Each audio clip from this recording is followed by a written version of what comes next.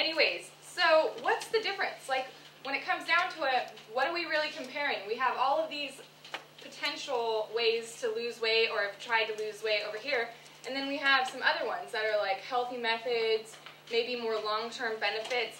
What makes up the difference? Well, we're looking at a couple things. We're looking at some of these diets over here, some of the popular diets especially, they eliminate entire food groups, right?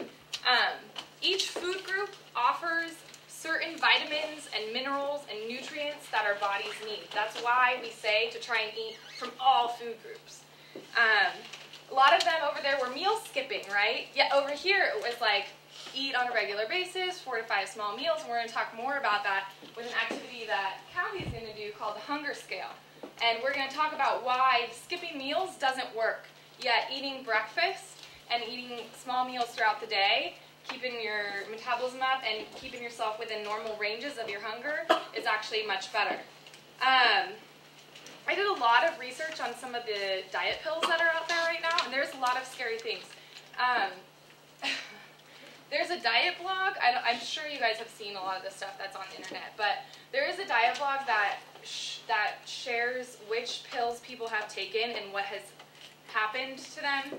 Some of them are like, oh, I've taken it for 3 days and I couldn't stop working out and I finally got to my weight goal, but it was like within 3 days and they literally didn't sleep. And then another one was like, yeah, I did the same thing and then a week later I ended up in the hospital and I have heart problems and now I have to take hypertension meds for the rest of my life. And so they're very interesting. There's very scary things out there. We don't really know exactly how our body is going to react, but short-term answer is basically trying to get a result in a short amount of time. So it's like a quick fix. But long-term, it's not going to stay. So if you stop taking that diet pill or if you stop doing that crash diet or whatever diet you're on, what happens? You go back to maybe your normal eating behaviors.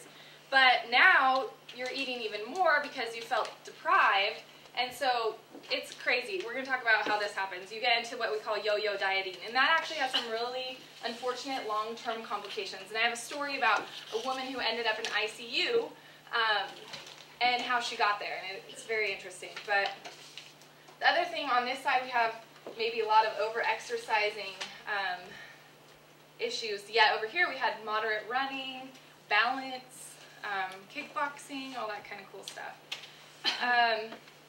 The sad thing is, with most of the trends that we have that are unhealthy, they really work against our body's natural rhythms. They're our body's natural way of balancing our weights, having our own control. We have our own signals, our own cues that we need to listen to and pay attention. And a lot of the things that we do for quick fixes, we try and avoid doing any of that. We work against the body, which only comes back to haunt us later. So what we're going to do next is this cool activity that I was just talking about, the hunger scale. Kathy's going to lead it, and we're going to talk about why it isn't